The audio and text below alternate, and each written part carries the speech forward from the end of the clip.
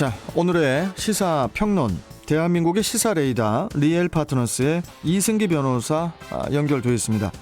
이승기 변호사님 안녕하세요. 예, 안녕하세요. 예. 자, 오늘 첫 번째 이슈 뭡니까? 예, 오늘 이슈는 정경심 2심도 유죄, 조민 실태 스펙 모두 허위입니다. 자, 어제인 11일에 조국 전 법무부 장관의 부인이죠. 정경심 동양대 교수에 대한 항소심 판결이 있었는데 1심 판결과 마찬가지로 징역 4년이 그대로 유지가 됐어요. 예. 다만 그 벌금액이 1심에 5억 원에서 5천만 원으로 10분의 1 감액이 됐는데, 자, 먼저 이번 판결 내용에 대해서 설명을 좀 해주시죠. 예, 정 교수에 대한 범죄 혐의가 15개 정도가 됩니다. 근데 크게 이 자녀 입시 비리, 그리고 사모펀드 의혹, 그리고 증거 인멸 교사, 이렇게 3개로 나뉘는데요. 그런데 재판부는 원심에, 그러니까 1심에서는 이 중 11개 혐의를 유죄로 인정을 했는데, 이번 항소심에서는 총 12개 혐의에 대해서 전부 또는 일부 유죄를 선고를 했습니다. 네. 일단 가장 관심을 모았던 게 바로 입시 비리 관련인데요. 입시 비리 관련 총 7개 혐의가 있었는데, 여기에 대해서는 모두 유죄를 선고했습니다. 먼저 구체적으로 보면 딸 조민 씨의 단국대 인턴 및 논문 제1저자 등재, 그리고 공주대 인턴 및 논문 3저자 등재, 그리고 동양제 총장 표창장 위조, 그리고 동양제 보조연구원 경력, 그리고 서울대 공익인권법센터 인턴 경력, 그리고 카이스트 인턴 경력, 그리고 부산 아쿠아팰리스 호텔 인턴, 이렇게 7개 스펙이 있었는데 모두 허위로 법원이 이제 판단을 했습니다.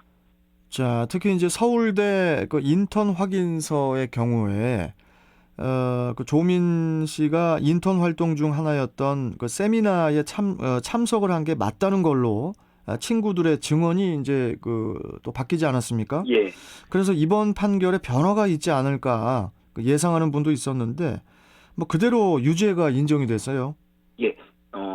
세미나 영상 속에 이제 여성이 이제 조민이 아니냐 두고 논란이 있었는데, 당초 이제 조민이 아니라고 했던 친구들이 최근 진술을 번복해서 조민이 맞다라고 이제는 번복을 했습니다. 네. 하지만 항소심 재판부는 인턴 확인서 내용이 모두 거짓인 이상 이 동영상 속의 여성이 조민인지 여부는 중요하지 않다. 그래서 판단할 필요도 없다라고 하면서 유죄를 인정했는데요.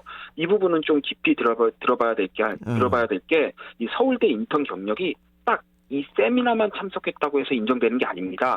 인턴 경력이 인정이 되려면 일단 인턴 확인서에 기재돼 있듯 5월 1일부터 15일까지 이제 인턴 활동을 했어야 되고요. 또 인턴을 마친 후에는 서울대 공익법센터의 그 센터 장에 직인이 찍혀서 이제 증명서가 나가야 되는 겁니다.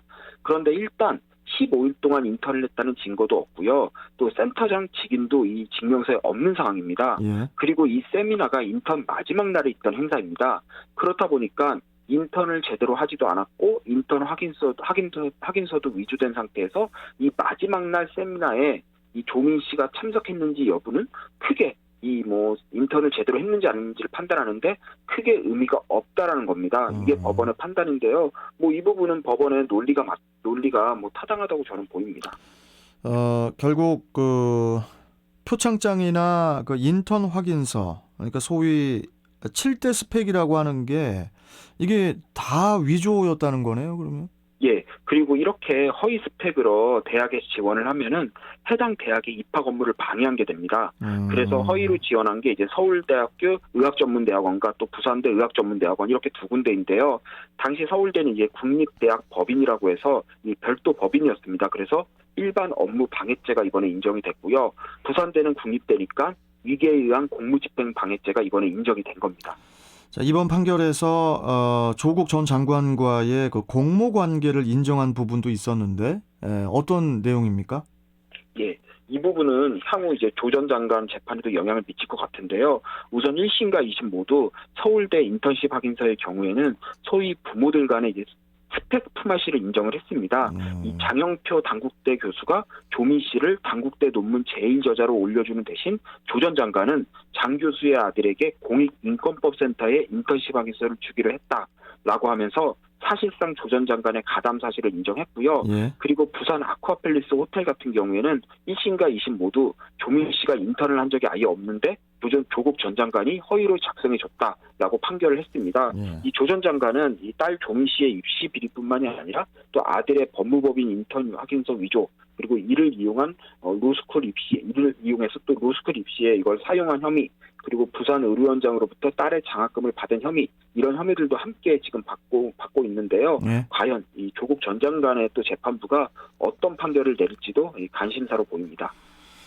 자, 그리고 이번 그 항소심 재판부가 또 다른 그 핵심 쟁점이죠. 그 사모펀드 의혹과 관련해서 원심에서 이제 유죄로 인정된 그 자본시장법 위반에 대해서는 일부 무죄가 선고가 됐어요. 예, 그 자본시장법상 이 미공개 중요 정보 이용에 관한 판단이 일부 바뀌었는데요. 네. 이 정 교수가 2018년 1월 초에 조국 전 장관의 오촌 조카인 이 조범동 씨로부터 이 조 씨가 실질적인 경영주였던 2차 전지업체인 WFM이라는 이 회사가 군산에 공장을 구입해서 2018년 2월부터 가동에 들어갈 것이라는 이 정보를 들었습니다. 네. 그러니까 되게 호재성 정보인데 이 정보를 듣고 곧바로 이 회사 주식 16,700여 주를 샀는데요. 이렇게 이 장내에서 미공개 정보를 취득해 주식을 산 혐의에 대해서는 1심과 2심 모두 유죄를 인정했습니다.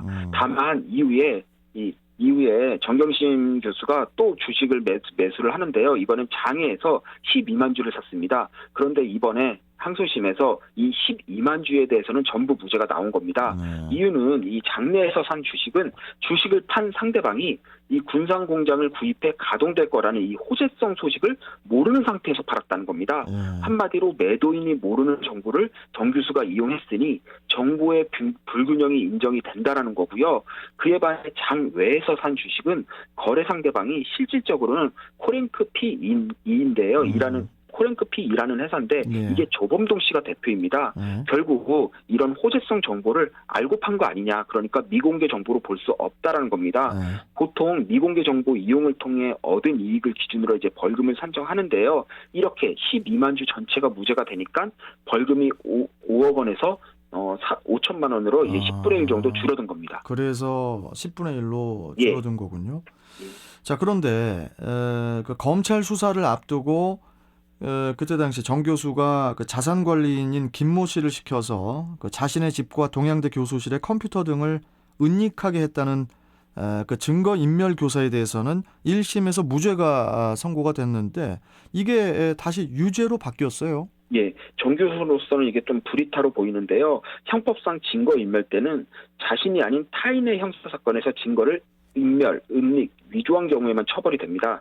이 범죄자가 자신에게 불리한 증거를 인멸하는 것까지는 처벌할 수 없다라고 보는 건데요. 그런데 1심 재판부는 이 정 교수가 자산관리인인 이 김모 씨를 시킨 게 아니라 함께 컴퓨터를 은닉한 공범이라고 해서 이제는 김 씨에게는 증거인멸죄가 성립하지만 정 교수는 그 사건의 당사자이므로 증거인멸이 아니라고 판시를 했습니다. 그런데 이에 반해 이번 항소심 법원은 이 1심 판결을 뒤집으면서 이 1심이 함께 증거를 숨겼다고 본 행위를 증거를 숨기기 위한 준비 행위라고 봤습니다.